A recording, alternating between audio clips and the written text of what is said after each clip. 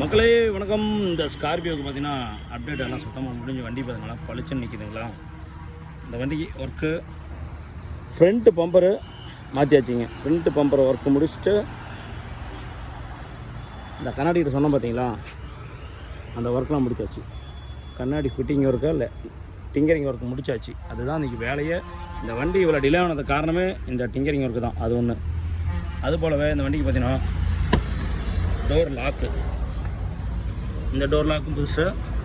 ஒரு அதே மாதிரி கஸ்டமர் விட்ட மாதிரி ஒயரிங் ஒர்க்லாம் ஒரு நீங்கள் டெலிவரி பண்ணி வச்சுங்க அந்த வண்டியில். அந்த ஒர்க் ஒன்று முடிஞ்சுது. எல்லாம் கீழெல்லாம் ஸ்க்ரூ எல்லாம் பார்த்தீங்கன்னா எல்லாம் ரொம்ப நாள் அதனால ஸ்க்ரூலாம் இல்லை. அந்த ஸ்க்ரூலாம் போட்டுவிட்டு இந்த ஸ்பீக்கருக்கெல்லாம் பார்த்தீங்கன்னா கிரில் இல்லாமல் இருந்தது, அதை ஒன்று ரெடி பண்ணி விட்டாச்சு. அப்படியே பார்த்தீங்கன்னா இந்த டோருக்கும் பார்த்தீங்கன்னா லாக்கு புதுசு.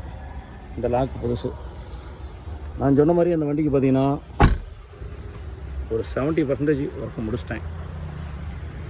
ஏன்னா என்னென்னு கேட்டிங்கன்னா, அந்த வண்டி போன பக்கம்லாம் வந்து கொஞ்சம் எல்லா பக்கம் டிலே. அதனால இந்த வண்டி பார்த்திங்கன்னா டிலே ஆனாலும் அந்த வண்டி வந்து கரெக்டான டைமுக்கு என்னால் கொடுக்க முடியல. காரணம் என்னன்னா, ஒன்று ஸ்பேர் தான் மெயின். இந்த வண்டியில் எல்லா ஒர்க்கும் நாங்கள் முடித்து இதே மாதிரி சொல்கிறேன். இந்த மேலே பார்த்தீங்கன்னா வருஷத்துன்னு சொல்லியிருந்தேன்.